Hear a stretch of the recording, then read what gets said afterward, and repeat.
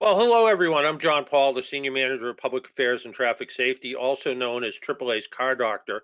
And getting older may not be the most fun thing, but it certainly beats the alternative.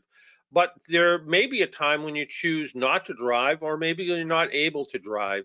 And with us are two experts, Michelle Elix, the Massachusetts Department of Transportation Registry of Motor Vehicles, and Kelly Campbell, the Program Manager for Travel Training Program for paratransit for the MBTA.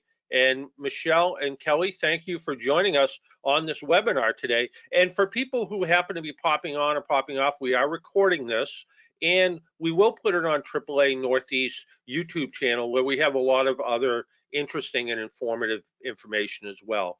So Michelle, if we could just start, if you could, we've known each other in uh, traffic safety circles for quite a while, but if you could just let our audience know sort of a little bit about you and what you do and how you work with the RMV. Sure, great. Thank you so much, John, for the invitation, and it's great to be working with you again. And thanks to everyone for joining us. So I'm the Community Outreach Coordinator at the Registry of Motor Vehicles, and I've been with the registry for approximately 20 years. And my focus and forte is really older driver safety, traffic safety. So that's why John and I are living parallel lives when it comes to traffic safety. Today, I'll be talking about older driver safety. And if you'd like, John, I can begin to go through my PowerPoint. I've got half a dozen slides, and I'll talk to you a little bit about older driver characteristics and how you can utilize the Registry of Motor Vehicles. The Registry of Motor Vehicles here in Massachusetts does have a really robust community outreach program, and we offer several free workshops. So as I mentioned, today we're focused on senior mobility. So let's get started. What I like to remind everyone, first and foremost, is that, John, you and I, and most everyone else will most likely live 7 to 10 years longer than they are safe to drive. So we're probably going to outlive our safe driving lives. And that is something that we really need to pay attention to. And I congratulate all of you for being with us today to plan for your mobility post-driving. So planning for driving retirement has to start sooner rather than later. Studies show that women will outlive their ability to drive safely by 10 years. Men tend to outlive their ability to drive safely by about 7 years. So my homework for all of you is to, when you've got some time this week or next, make a list and jot down where are the places that you like to visit. Friends, stores, shops, hiking, whatever it is you love to do. How would you get there if you did not drive? So what is your plan? Next slide, please, Mark. So let me just tell you quickly, older driver data. So the advancing age that we experience, and as John said, the alternative to aging is not so much fun. So yeah, we're living longer, which is great. And many of us are healthier later in life than maybe 20 years ago. Folks who were in their 70s and 60s, 70s and 80s a couple decades ago were not as healthy as we are now. So that's encouraging. But the reality is advancing age does often cause impairments that will affect our driving.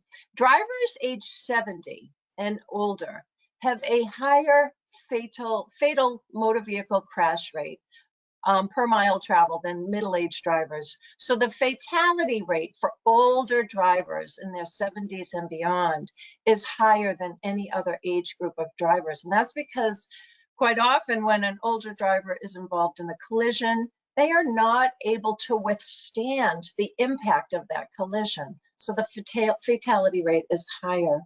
The number of licensed drivers age 70 and older increased by 70% between 1997 and 2019. So you can see this is a huge population and there are a lot more older drivers on the road. The 70 and older population will increase to 53 million in 2030, according to the US Census. So there are going to be a lot of us driving, and we really need to pay attention to how age might impact our driving. Next slide, please, Mark. So older drivers, the good news, they regulate themselves. Most older drivers will regulate their driving. They put self-imposed limits on their driving. They drive less. They might not be commuting to work every day, so they drive fewer miles and they take fewer trips. They avoid nighttime driving. They avoid high traffic times of the day if they're able to, and they're less likely to be using mobile devices while driving. So that's all good news, and that keeps the crash rate low for older drivers. Really encouraging news as well, drivers between the ages of 55 and 74 have fewer reported crashes than the younger age groups. Now, that study was done by the Insurance Institute of Highway Safety. It was released back in September of 2020. And the reason, and they did that study over 2 decades, from 1998 until 2018. And the study shows that over the past 2 decades, from 98 to 2018, older adults have been taking much better care of themselves. Better health really equates to a longer driving and safer driving life. Better infrastructure was another reason why the crash rate was lower for older drivers, so better highway infrastructure and better in-vehicle technology. So that's a snapshot of older drivers, and it's not all doom and gloom, but we today really want you to focus on what's your mobility plan post-driving. Mark, please, next slide. So what's happening as we age? Well, mostly functional impairments are the culprits that lead to the higher crash rate, because I said in the previous slide, ages 55 to 74 drivers, drivers aged 55 to 74 have a lower crash rate. Unfortunately, around the age of 75, the crash rate increases. And it really is due to these functional impairments that are on this screen. A decline in vision, slower reflexes and reaction time, a decline in our cognitive ability, and a decline in hearing. Now, those aren't the only culprits. There are lots of other medical conditions that can impact a person's ability to drive safely. But these are the most common in terms of age-related impacts. So drivers, the American Occupational Therapy Association did a study about why at around age 75 older drivers crashing, and they really found that vision changes, reaction time, and cognitive ability really play a big role in safe driving. And if those diminish, our driving's going to be impacted. What they also found here, and you see on your slide, is that drivers make approximately 25 decisions within 1 mile of driving. And that's on a relatively quiet road. That's not if you were driving down a main street in a busy town or city. You'll be making more decisions than that. But so 25 decisions within 1 mile of driving tells you how you are using your cognitive ability to make these rapid fire decisions to keep you and others on the road safe. Next slide, please, Mark. So please know that if a person gives up their driver's license, they can, in Massachusetts, the Massachusetts Registry of Motor Vehicles will swap out an active and unexpired driver's license for a free ID card. So if you're working with a friend or family member and talking to them about surrendering their driver's license, and maybe they're reluctant because they feel like it's their only form of identification. That is not the case. In Massachusetts, we can issue a person a Massachusetts ID card if they voluntarily surrender their driver's license, and we can do it for free. We might even be able to do it through the mail. You would need the voluntary surrender affidavit and complete that and mail that into Medical Affairs. And the voluntary surrender affidavit does verify that the surrender of this driver's license is for medical reasons. And it does acknowledge that medical clearance will be needed to have the license reinstated. Next slide, please, Mark. So these are a few resources for all of you, and there'll be links, and everyone should receive, thanks to AAA Northeast and Mark and John Paul. You'll receive our PowerPoint, and here are resources from the Registry of Motor Vehicles website. Your Health and Driving Safely goes into detail everything that I just talked about, and it even includes driving evaluation programs. AAA has fantastic older driver resources. They're a wonderful partner of ours, and AAA Foundation across the US has great safety and mobility information on their website. But there is an Evaluate Your Driving website that I would encourage you to visit. Mass Mobility Transportation Resources is another great mobility information source for you. We need to talk, a great set of references for folks having a talk to their older driver or any driver in their family about not driving, and to how to do that without burning any bridges, let's say. And the Massachusetts Healthy Aging Data Report, as well as AARP Livability Index, really can give you a snapshot of what's available in your community in terms of mobility options. And finally, I would just like to say thank you very much. Mark, if you'd like to go to the next slide, please. My email address is Michelle with 1L.Ellicks, ELLICKS, at dot.state.ma.us. Please feel free to contact me if you have any questions. And also please follow us on our Twitter feed, which is @MassRMV. And all of this information is on our website at mass.gov/RMV. Thank you so much, John. Back to you. And thanks to AAA Northeast. You brought up so many good points. And first off, it's the planning part. You know, people plan all the time. They plan to retire. They plan to go on vacation. They plan their grocery shopping list, but hardly anyone plans to stop driving. And the idea that you need to think about that as one of your plans, I think, is so important. And, you know, certainly something you brought out. And the other thing was that you talked about how people are living longer and how the population of older drivers, and I'm one of them now, you know, by the time, you know, 2030 rolls around, we're going to have, what was it, 53 million older drivers on the road. And a lot of the reason because of that is as we're getting older, medication is so much better. And I think you and I were at the same event years ago, and there was a gerontologist there who said something about one of the reasons that people are living longer is pretty simple: blood pressure medication, regulating blood sugar levels, and cholesterol. And that's one of the things that's causing people to live longer. And we certainly want to live longer, but also it's that sometimes medication interaction that we have to worry about. So just like as if you were going to a new doctor, and sometimes they'll tell you, put all your medications in a little bag and bring them to the office so we can check them out and see what they are, just to make sure there's no interactions. There's a website called Roadwise RX where people can go in and put all their medications in to see if any of those medications are going to affect their driving. So again, as we look at some of those steps and plans, you brought up some really good points. And the idea about not driving anymore and knowing when to do that. And one of the things that I'm counting on as much as anything is that as we get older, we get smarter. And, you know, I'm hoping that I'll be smart enough to know when it's time for me to give up driving.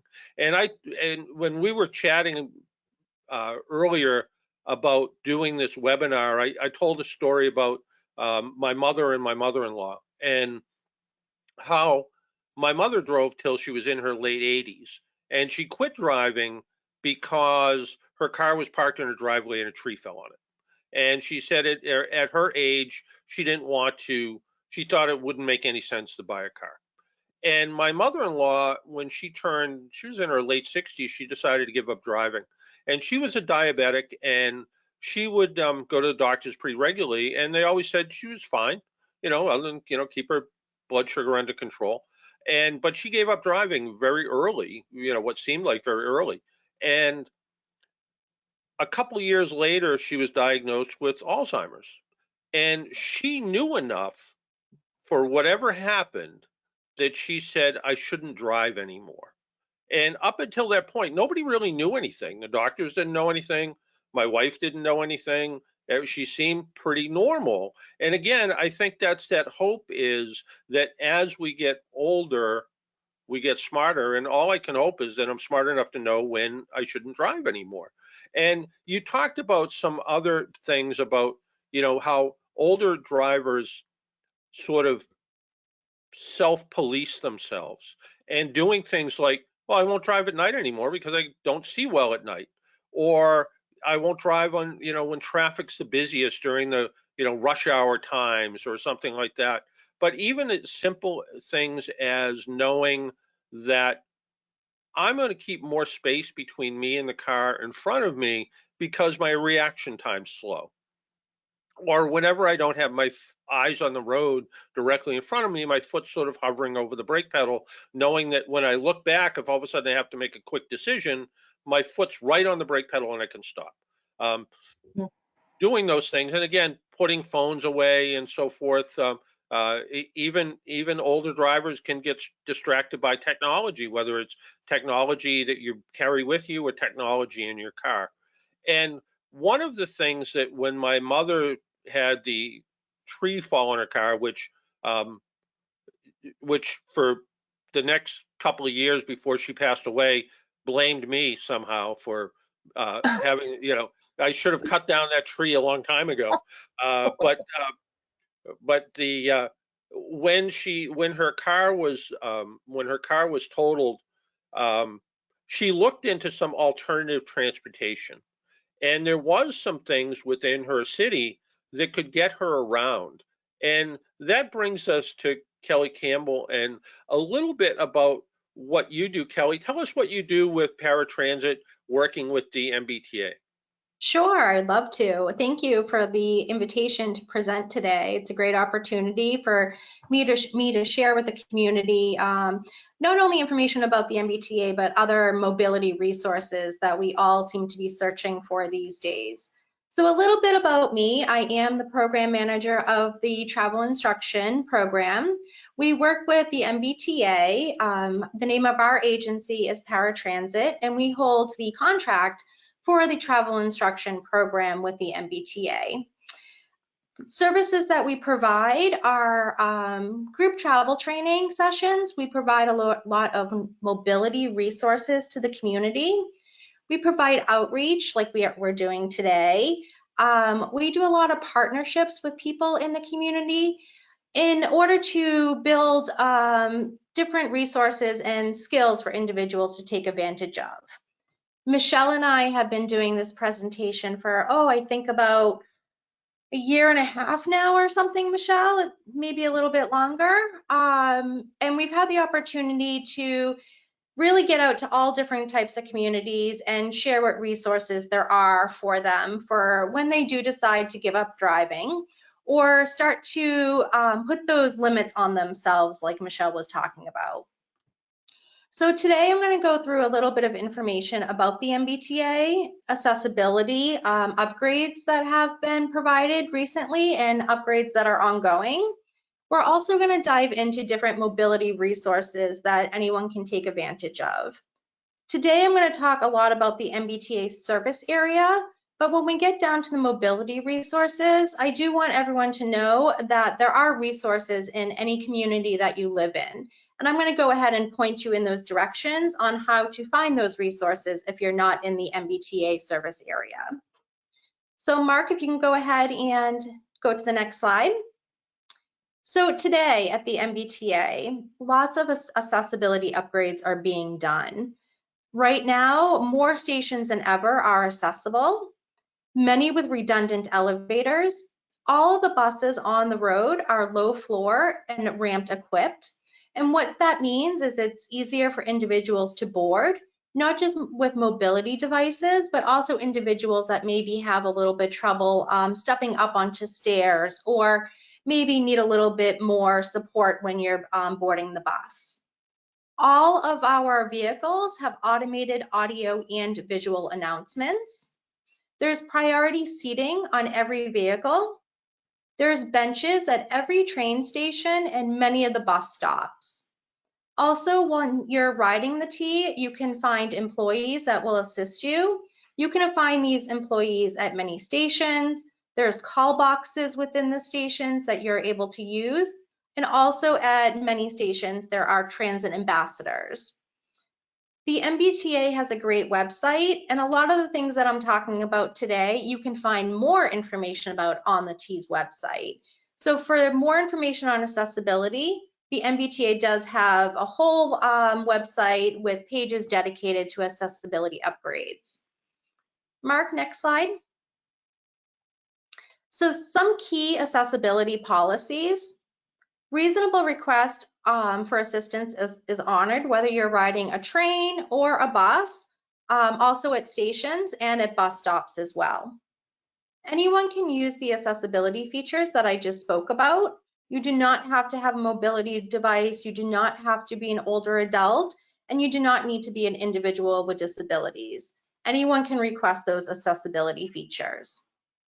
MBTA honors everybody's respect for privacy.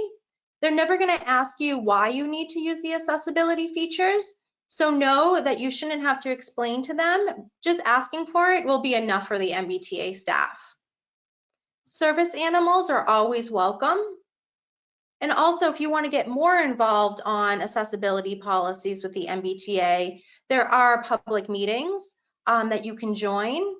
All content that they provide is also in written formats and is translated in different languages as well. And again, you can find all of the key policies on the MBTA website. Next slide.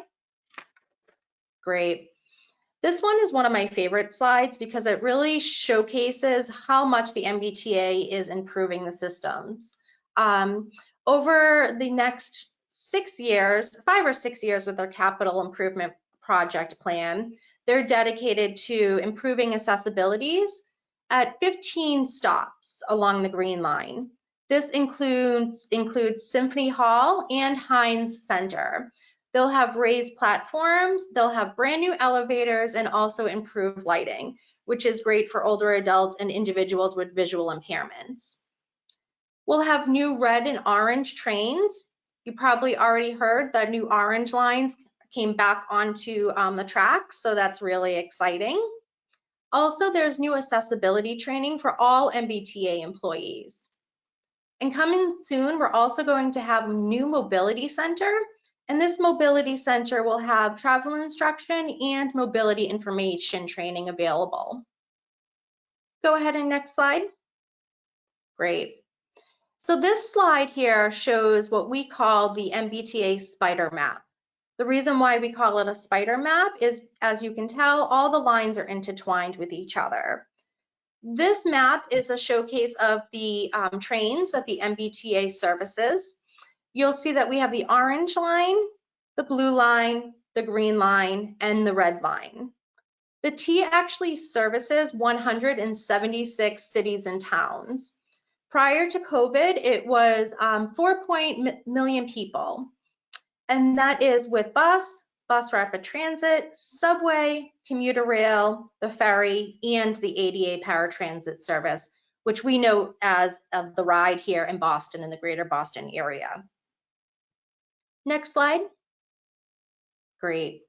So what we're going to do now is go ahead and talk about some important journeys that you're going to need to take while using the MBTA. We're going to talk about how to plan your trip, how to receive a discounted fare, how to ask for help. I'm going to direct you in ways that you can find accessibility guides on the bus and the subway. And most importantly, and while you're all here today, is how can you find other transportation options in your community? So we'll also discuss the travel instruction program as well, which is the program that we run, and how we can help you guys as well. So go ahead and next slide. Great. So one of the first ways that you can plan your trip using the MBTA is simply by picking up the telephone. You can call the number listed below here. You can talk to a customer service agent and let them know where you need to go. You can either give them arrive time or whether or not you need to leave by a certain time. If you need a stair-free trip, please let them know, because depending on accessibility needs, they may guide you in a different way for the trip. Go ahead and next slide. Great. The MBTA also has what we call the trip planner, and you can find this on the MBTA website. And what this does is it actually writes out your directions for you. So you would type in where you're going, where you're coming from, what modes of transportation you would like to take, whether or not you want a wheelchair accessible trip. And when they say wheelchair accessible trip, they really mean a step-free trip. So you do not need to be using a mobility device to hit that icon. Also, you can say if you want the least transfers or if you want the less walking, which is really important as well. It will go ahead and give you 2 or 3 different options depending on the criteria that you put into the trip planner, and it's going to give you a step-by-step directions on how to get to where you need to go. It's also going to include whether there's any service alerts. So if there are service alerts, go ahead and pay attention to that. Make sure you click on the icon that they provide so you can see whether or not there's any elevators out of order, or maybe there's a shuttle that's being used for a certain station, something like that. So that's really important, and that will tell you exactly what you need to do and how you need to do it. Go ahead and next slide. Great. So the number one questions we get from older adults when we travel train is, how can I get a reduced fare? So the MBTA uses a fare system called the Charlie card. The Charlie card also has a reduced fare. And with that reduced fare comes an application process. You do need to apply for this. You can either be eligible for what we call a senior Charlie card or a transportation access pass reduced fare, otherwise known as a TAP pass. The fare is approximately a 50% discount. If you are an individual that is legally blind, you can travel for free. You still need to go through the application process. The Charlie Card store, which is located in downtown Boston, handles all applications and will mail the cards to you. Since COVID, they're doing a lot of online appointments. So now you can actually go online and register for an appointment prior to just going to the Charlie Card store. And they actually have the application online as well. So you can go ahead and get a jump start and fill out that application. For more information, you can go to the MBTA website and they have a reduced fare page. At the end of this presentation, there's a few pages of resource pages that I'm talking about today, and it will guide you to exactly where you need to go. So go ahead and next page. Great. So the bus is the #1 mode of transportation on the MBTA, but that does not discount how many trips people take on the subway as well. The MBTA has produced bus guides and subway guides. These guides will give a step-by-step instruction on things you can expect while riding on either the bus or subway. It will give you some ridership information, how to pay your fare, some rules, etiquettes, and other accessibility features as well. They also have a station accessibility guide, so you can find out whether or not stations are accessible. Also, we have the subway map, which I showed you an earlier slide, but you can also find that slide on the MBTA website as well. All of these bus guides can be found, again, on the MBTA website, and I'll point you in that direction at the resource pages. Let's go ahead and next page. Great. We also have here in Boston, in the greater Boston area, ADA paratransit service. We refer to it here as the ride. Most regional RTAs have a paratransit service. Today, I'm just going to speak a little bit about the ride and how you can apply for this service. So the ride here is a door-to-door shared ride paratransit service. It's provided to people who are eligible who cannot use the bus, subway, trolley, some or all of the time. You do need to go through an application process and an interview process. If you do think you qualify for paratransit service, the information is attached to this slide. You can call the Ride Eligibility Center and speak to them about setting up an interview or finding out more information. There also is a ride guide that you can also find on the MBTA website, and that will probably answer most of the questions that you have about determination and whether or not you would like to move forward to apply. Next slide. Great. I referred a lot of you to the MBTA website, and so now I'm going to give you that website. It is www.mbta.com. This website has been updated recently with the travel instruction page, and you'll find lots of information on this website.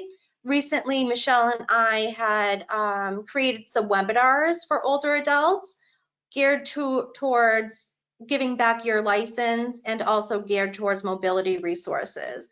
There's also some videos on that website as well that will show you how to use the system and give you more information on, for example, planning your trip or how to ask for assistance or how to ride the bus. So I urge you all to go to that website to find those videos and those webinars. Next slide. Great. So now I'm going to go ahead and talk about what resources are out there if the MBTA cannot take you to where you need to go. So the best resource I can give everyone is the Council on Aging. So you would need to go to your Council on Aging in your community, and you can inquire about services. They'll let you know whether or not they have any on-demand community transportation services, if they have any volunteer driving programs, if there's any microtransits available to you. They'll also let you know what RTA transportation resources there are as well. In many communities, there's TNCs, there's subsidized rides using Ubers and Lyfts and taxis and things of that nature. So going to your local COA, Council on Aging, is going to really help guide you in the direction that you need to go for your community. Also, there's volunteer driving programs. You can see whether or not your town is covered. And again, there's regional transit authorities. Here we have 15 regions, so there's 15 different RTAs. So if you are in the Massachusetts area and you are listening to this, if the MBTA is not your RTA, go ahead and reach out to the RTA in your community. If you're in Brockton, it may be the BAT services. If you're in the Cape Cod region, it may be something else as well. So go ahead and look at those. Go ahead and next slide. Great. Another great resource is Ride Match. Ride Match is an online inventory of public and private transportation resources available across the whole state of Massachusetts. So here you'll be able to go onto the website and you'll be able to put in your criteria, where you need to go, what type of services you're looking for, if you're looking for volunteer programs or if you're looking for private transportation services. And they'll go ahead and pull up a whole directory that meets your criteria. And from there, you can go ahead and call those resources provided and see whether or not you're able to get your needs met through the resources provided. Another great resource Michelle mentioned earlier, it's called Mass Mobility. And Mass Mobility is a agency that will help you with travel training needs and also will be able to provide information on their website on different options available to you. So for example, there's a lot of on-demand services that have recently been created, and those information is available to you on the Mass Mobility website as well. Go ahead and next slide. Great. And that brings me to the travel instruction program. So as I mentioned earlier, the travel instruction program is a program that the MBTA contracts out to Paratransit Inc. So we're really happy to be able to provide these services. Our program teaches skills about how to ride the bus, the subway, the commuter rail, not only safely, but independently. We offer group trainings, whether it's to individuals that would like to ride fixed route or to providers in the area. All our services are free. We're very flexible on working around scheduling and trying to provide the most up-to-date resources to you. We also have a Facebook and Twitter page, so you can go ahead and follow us there as well. Every day we're posting information on what we're doing in the community, individuals that we've been able to help, and also a lot of accessibility updates that the T is doing these days. If you are interested in getting more travel training, maybe you have a destination that you need to go to and you're just not quite sure how to get there, you can go ahead and reach out to us and we'll help you with not just the trip planning aspect of it, but how to reach your final destination. Next slide. Great. And these next slides, I'm not going to go through them. Mark is going to send them out, but I do want to let you know that these are the resources that I spoke about today. So you can go ahead and use these last 3 resource pages in order to find out any more of the information that I spoke about today. So I'm going to end there. I know it's a whole bunch of information.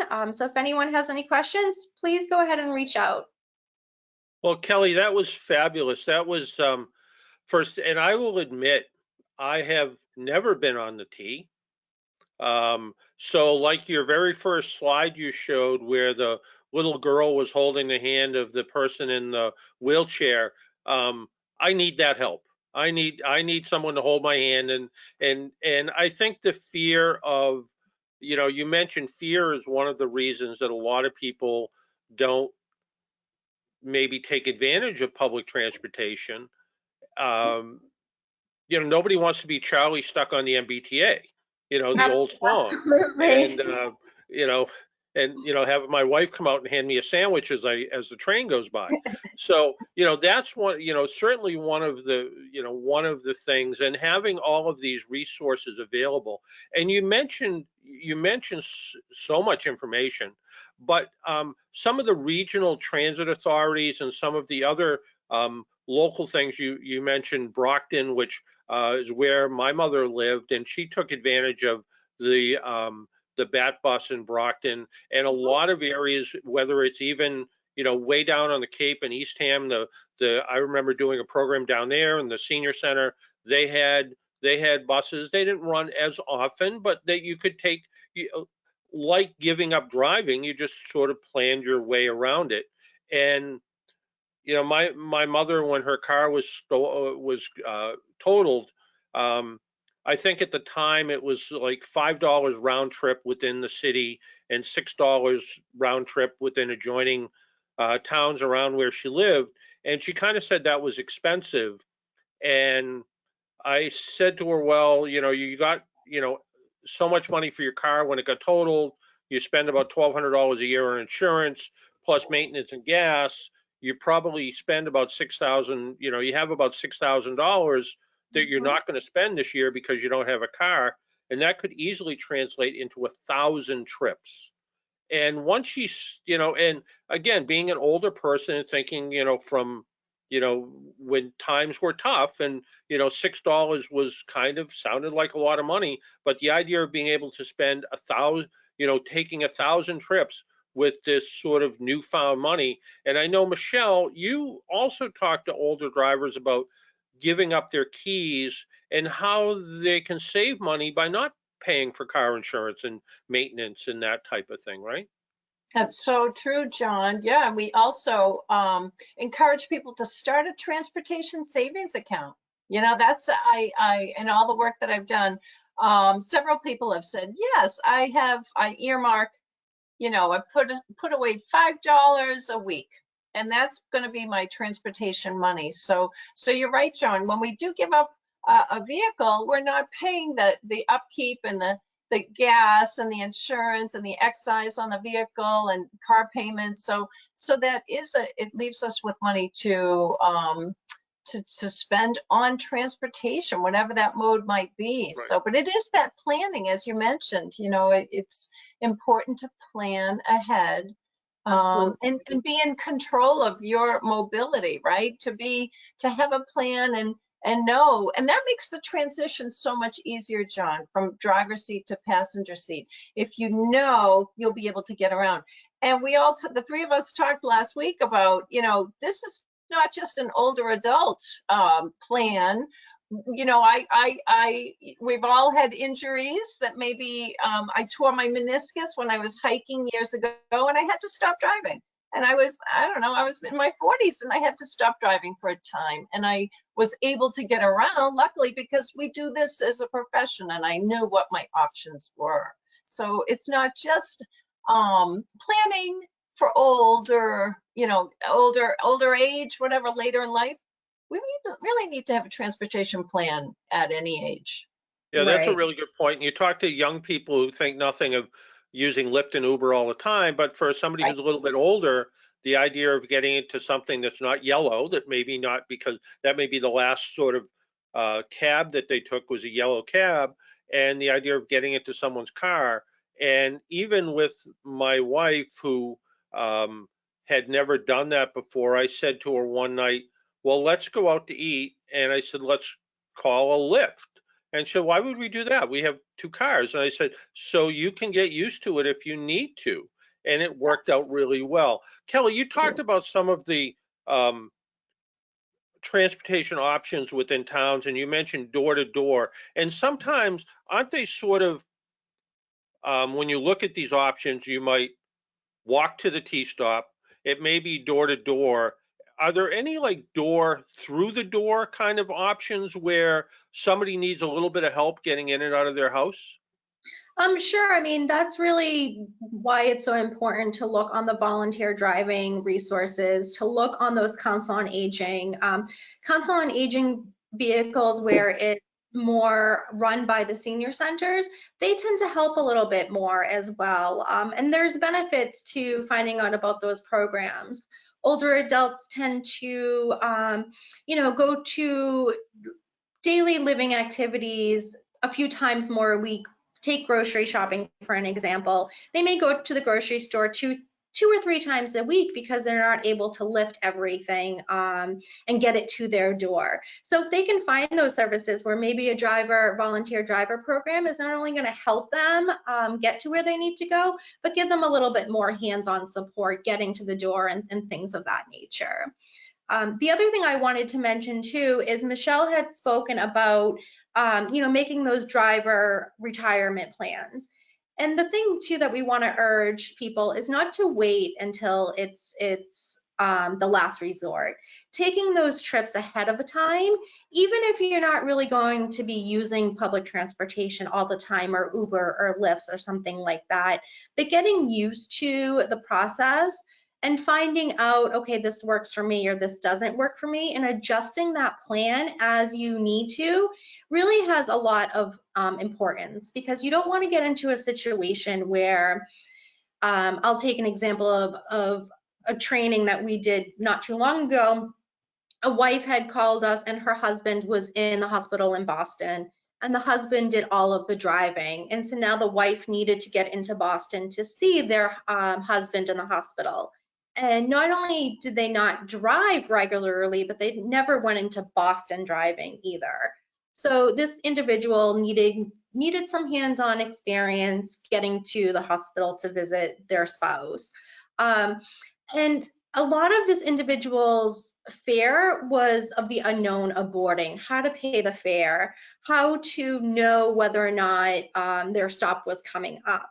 And there's a lot of apps that you can use as well. And when you get into actually doing the trip, you'll find out, oh, there are announcements, and it's going to tell me before I even get to my next station that it's coming up, and I can prep.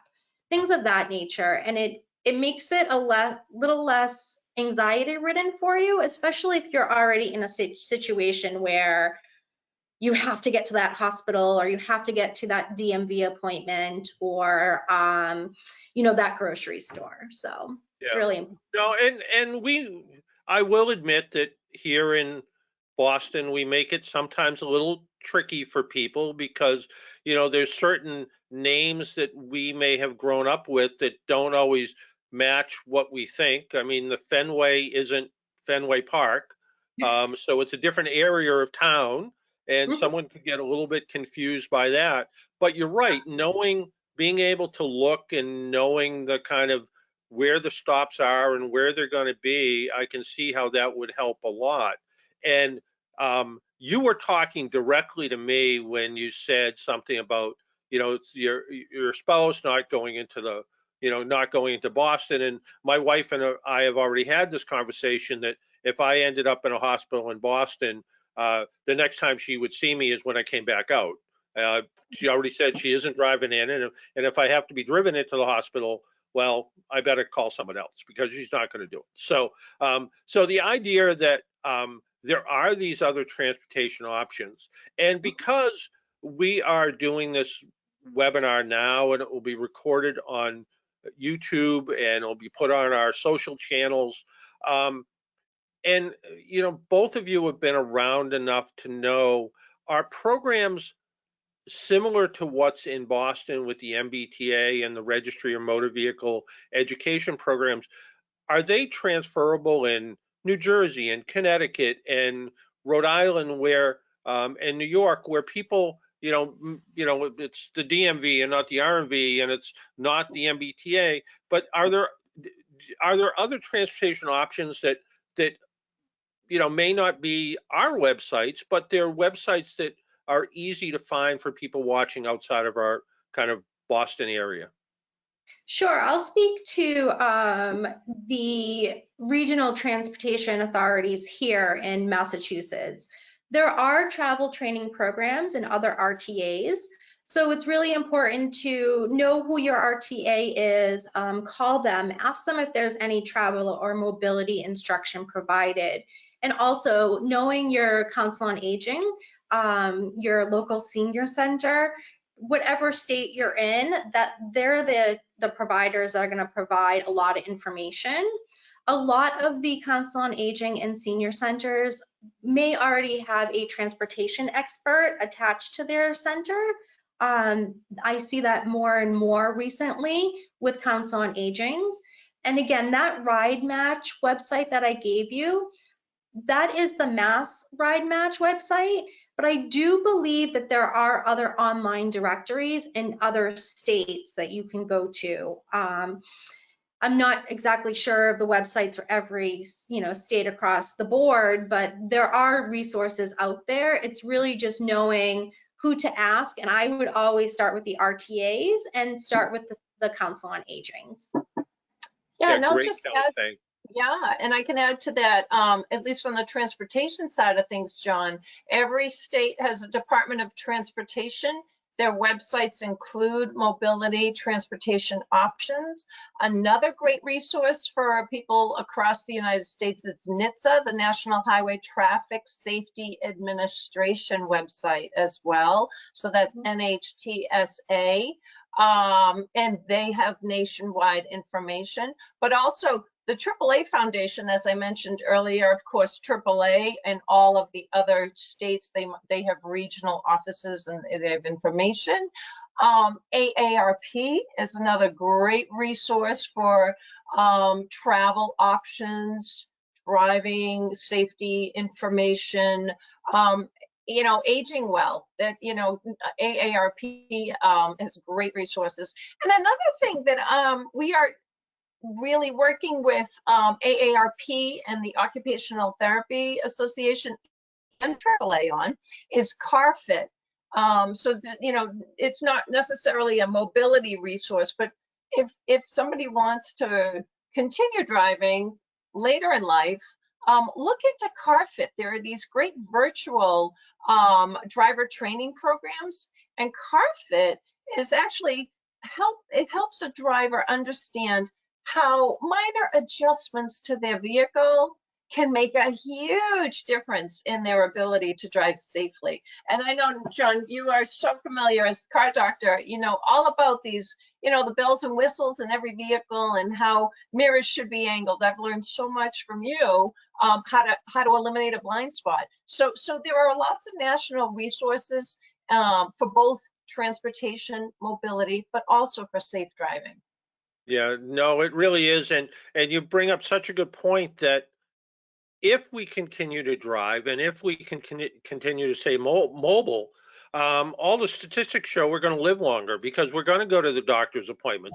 We're going to Right. go to the social interaction, which helps us kind of maintain a certain pace and be able to do things. So the longer we can drive safer, and that's our goal, is to drive safer longer, but there may be a time where we not able to do it, or it's not comfortable, or it's somebody who just says, I've been driving makes me nervous, but Yeah. now maybe they can transition over to letting someone else do the driving for them, whether it's on the T, whether it's a bus, whether it's regional transportation. There's so much information out there. And just because you're getting to a point where it is becoming a little bit more difficult for you to drive, or a little bit more mentally difficult for you to drive, doesn't mean you have to stop living.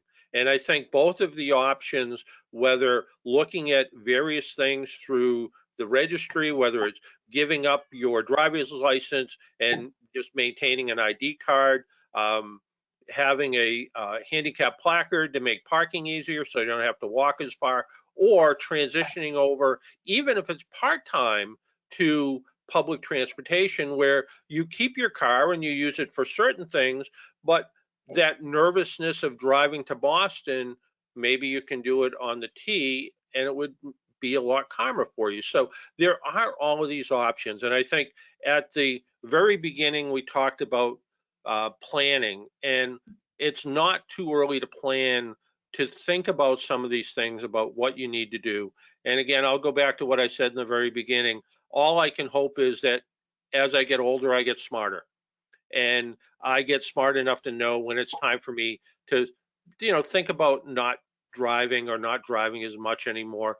It took a few years before I finally admitted that my night vision wasn't as good as it used to be.